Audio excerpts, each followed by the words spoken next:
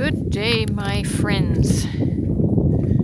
It's a lovely, chilly day out, but it's warm enough for us to do the walk today after the cold spell of minus 29 Celsius the last couple of days.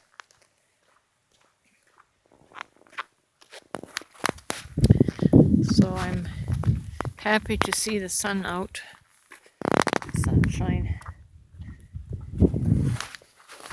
Anyways, I was thinking about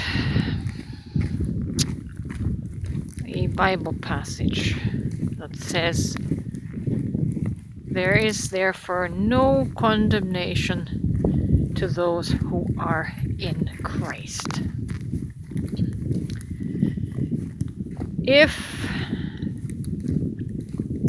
I shouldn't say if.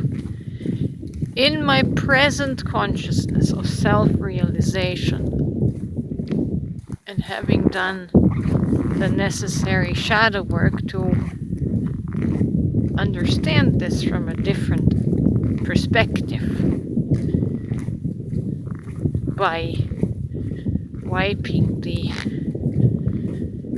mirror clean, what that means to me in practical terms is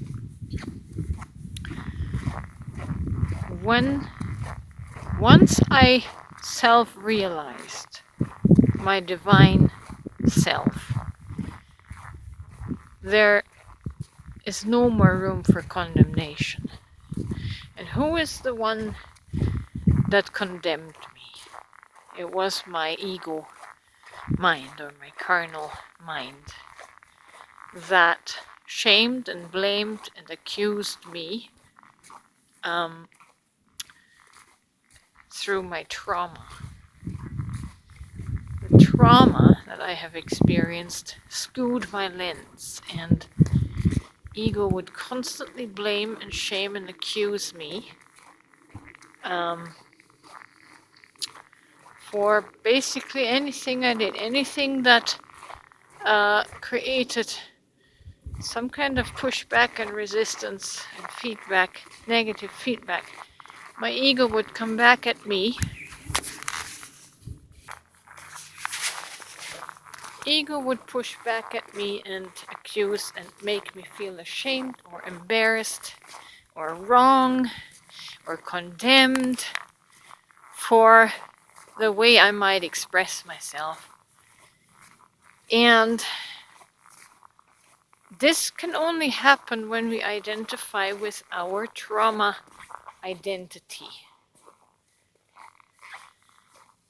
And we don't know our higher self, our divine identity. But now,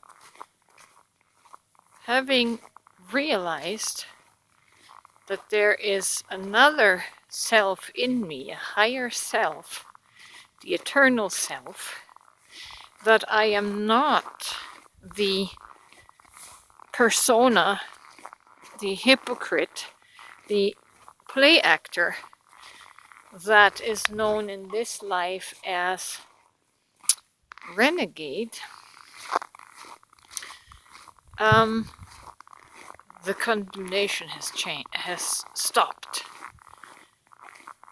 So there being no condemnation in Christ is not in hanging on to the coattails of Jesus. This Christ represents self-realization. Once I realized my divine eternal self, and I could distinguish from the play act and my eternal self, the condemnation ceased, because the play acting wasn't real. Play acting is not real. And the Christ represents illumination, it represents awakening to our higher essence, of being. And when we reach that, it doesn't require belief, it just requires awareness, requires awakening, illumination in the single eye to get past the veil.